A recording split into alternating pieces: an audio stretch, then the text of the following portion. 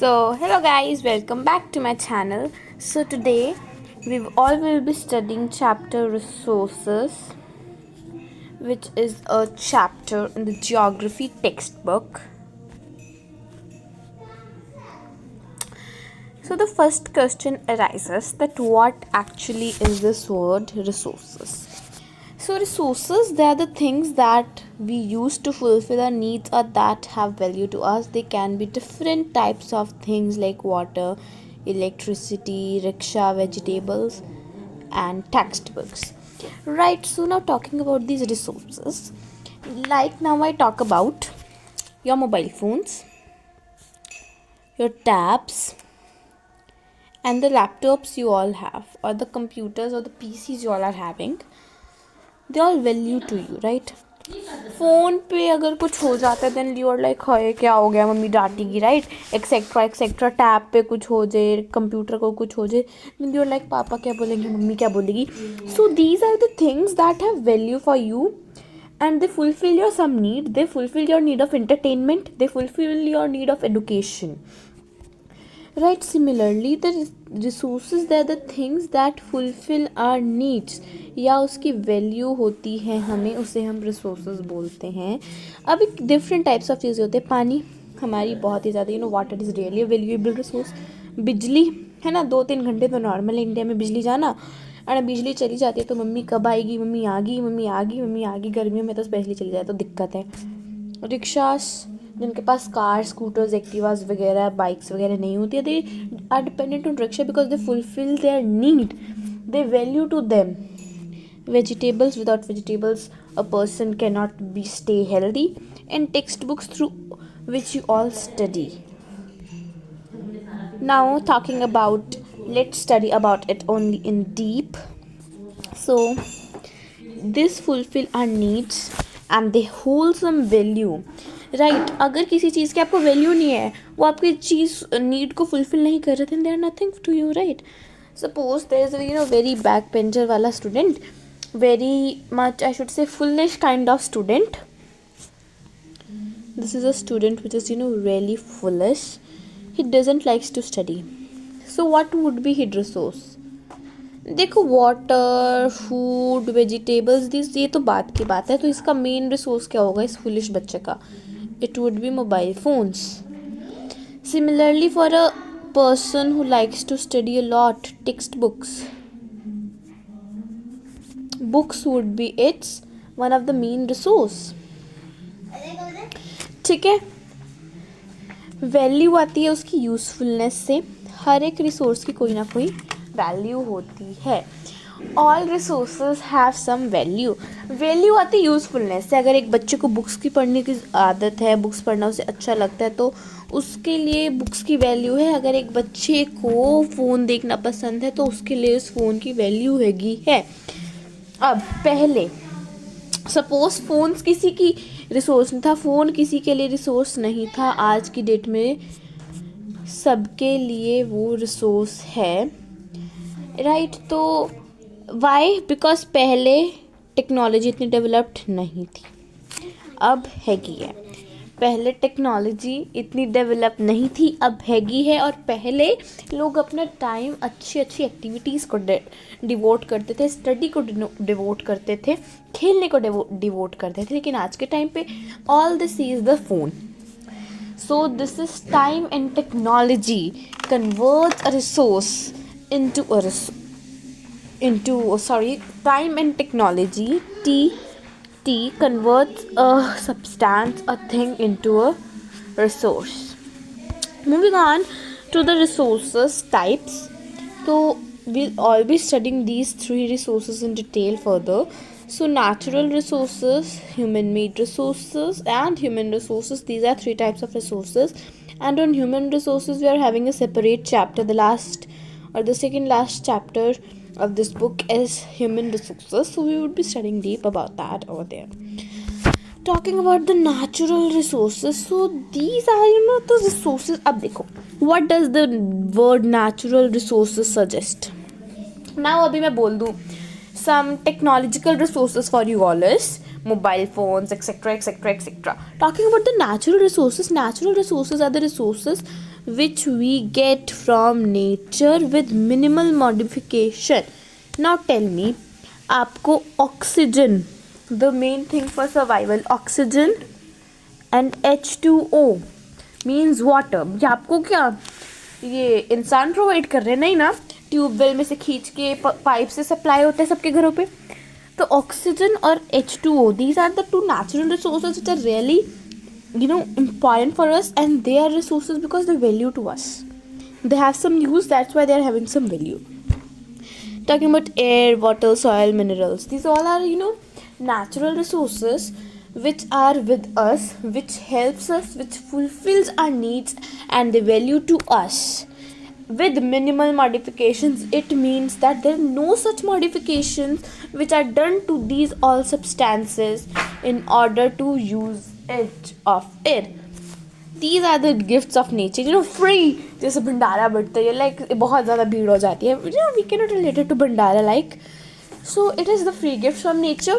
Nature doesn't want anything, it just wants harmony between the people and the nature, right? So natural resources के भी कुछ types होंगे. They are renewable and non-renewable. Renewable होते हैं, replenish का मतलब क्या होता है? दोबारा से वो चीज़ जब आ जाती है. जो renewable resources होते हैं, renewable resources can be replenished easily. The renewable resources can be replenished easily means उनको दोबारा से बनाना इतना टाइम नहीं लेता, उनको बनाने में ज़्यादा टाइम भी नहीं लगता, और ना ही कभी कभी उनको बनाने की ज़रूरत होती है. Talking about these non-renewable resources, they have limited stock and slow replenishment. यानी जो हमारे non-renewable resources हैं, they doesn't get replenished quickly. मेरा मतलब क्या है? कोल से मतलब है मेरा मतलब पेट्रोलियम से है. इन सब से मेरा मतलब है when I am talking about these non renewable resources. Coal, natural gas, petroleum, these are our natural resources, but they are non-renewable means they doesn't get replenished easily, they doesn't get made by the nature easily. अब आपने पढ़ी होगा when dead remains of plants, animals buries into soil, many layers of soil deposits on it, it slowly converts into coal.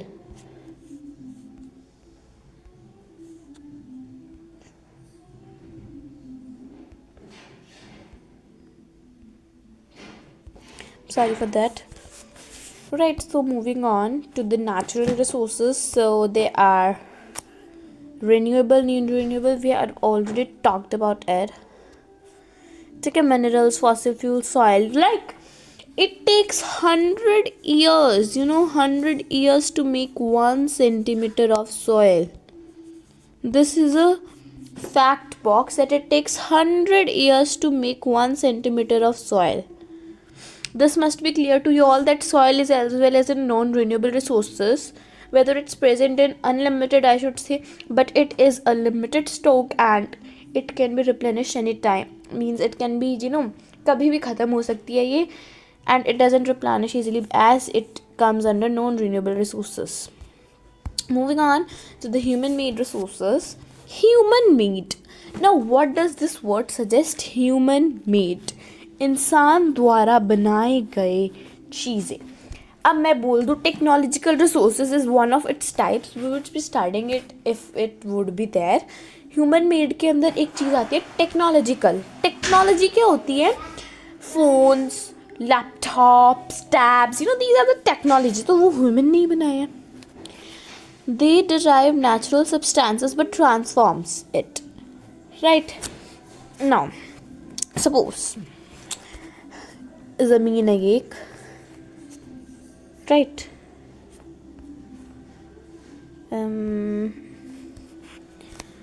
Suppose ये हमारी ज़मीन है.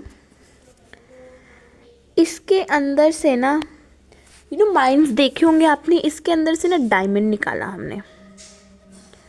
हमने diamond निकाला. अब डायमंड, चलो डायमंड भी छोड़ो, गोल्ड ले लो. गोल्ड निकाला, let's draw it again, take it in a circular form.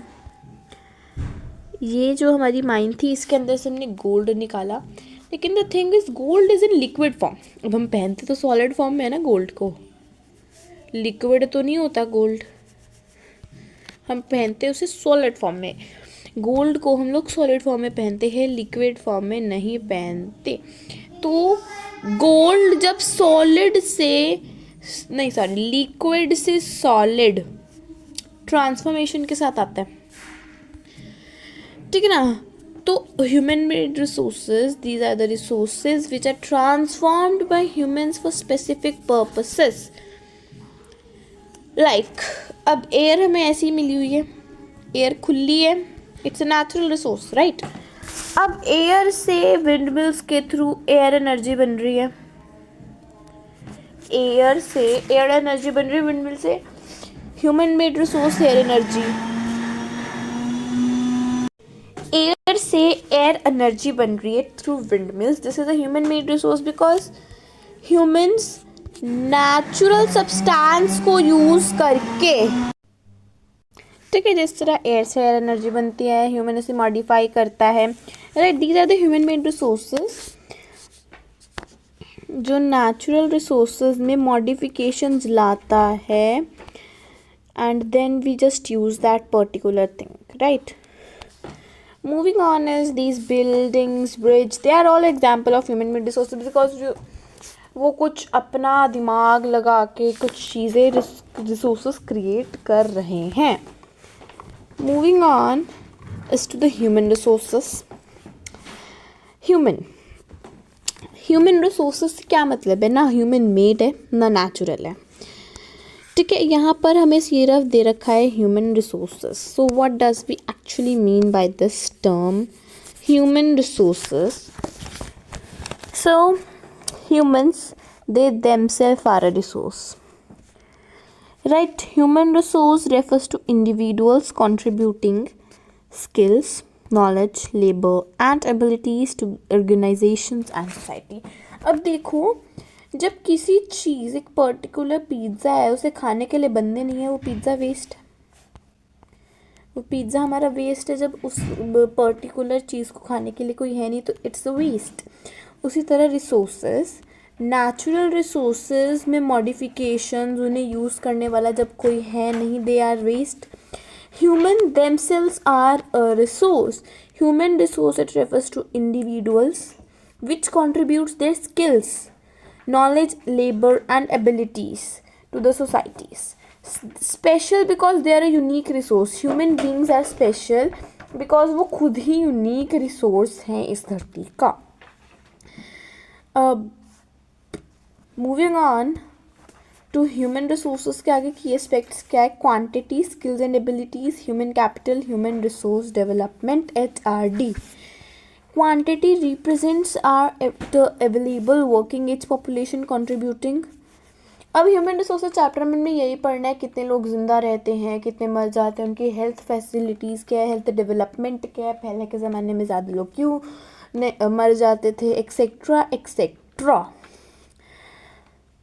ठीक है। तो human resources is a really lengthy chapter, so we would be continuing about it in the particular chapter only. Moving on to resource conservation. अब देखो, resources है, उसे बचाना is really important, so it intense responsible and mindful use and regeneration. Resource conservation, resource यानी कोई चीज़, conservation बचाना, हमें किसी चीज़ को बचाना है, हमें नेचुरल रिसोर्सेज, ह्यूमन रिसोर्सेज को बचाना है, ठीक है। तो main thing is 3 R's. This is really important: reduce, reuse, recycle. Methods include reducing consumption, recycling and reusing items. Protecting and maintaining natural resources is vital for the future and its inhabitants. अब देखो, ये थोड़ी ना कि जो हमारे पास natural resources है, oxygen, high water, वो हमें तो थोड़ी यूज़ करना है, हमारे आने वाले बच्चों को भी तो यूज़ करना है ना उसको। So, resource conservation is something that we have to save the resources for the future generations. Right. Moving on is this only. Now, अब हम कैसे बचा सकते हैं रिसोर्सेज को? जो रिन्यूएबल रिसोर्सेज है जैसे ऑक्सीजन, वाटर, उनको सस्टेनेबली यूज़ करके, ठीक है, किसी भी रिसोर्स को, किसी भी चीज़ को, चाहे रिन्यूएबल है, नॉन रिन्यूएबल है, चाहे नेचुरल है, ह्यूमन मेड है, उसको हमें सस्टेनेबिलिटी से यूज़ करना है. उसे हमें ये सोच के यूज़ करना है कि हाँ, हमारे आगे बच्चे हैं, उनके भी आगे बच्चे हैं, उन्हें भी इस सब चीज़ को यूज़ करना है, उन्हें भी सारे के सारे एडवांटेजेस का पता होना चाहिए. आप उनके लिए हर दिन कितना कुछ करते हैं पेरेंट्स. तो जब वो ही रिसोर्सेज को बचाएंगे नहीं, then what would their granddaughters etc use? So we should use the resources sustainably. अब हमारा फ्यूचर, हमारे प्लानट का, जो आज के दिन में बंदे रहते हैं उन पे डिपेंड करते हैं, क्योंकि अगर हमने ज़्यादा यूजेज करी तो there is the thing that जो आने वाले के लिए होगा वो बहुत चीज़ कम हो जाएगी and we won't be able to just see them living peacefully. Moving on, अब हम सस्टेनेबल डेवलपमेंट कैसे कर सकते हैं?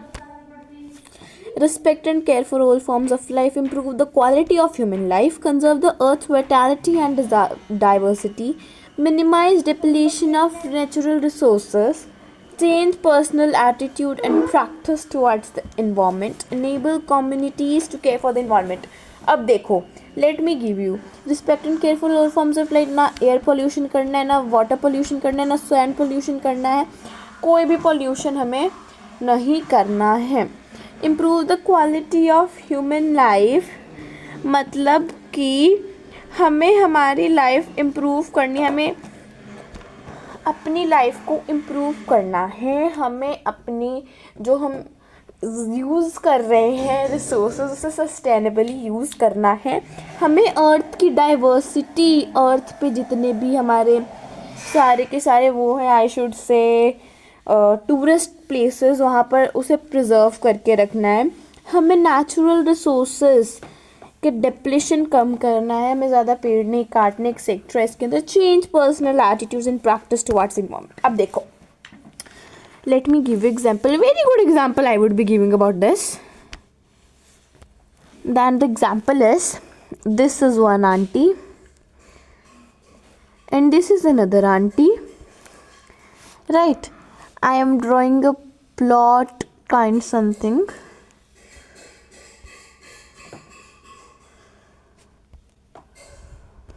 Wait. This is one auntie, another with this is another auntie.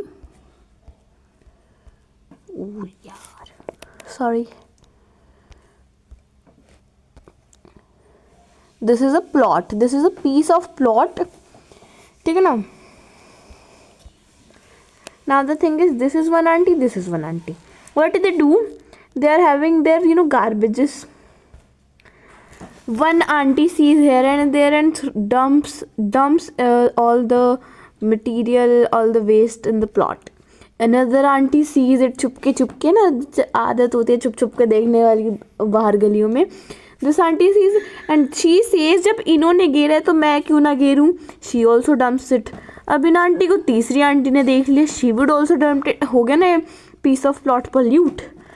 तो इसीलिए बोलते हैं कि अगर एक फेंक रहा है उसे मना करो, उसके साथ साथ खुद नहीं लगना चाहिए. जैसे इसको देख के ये वाली आंटी लगी, इसको देख के ये वाली आंटी लगी.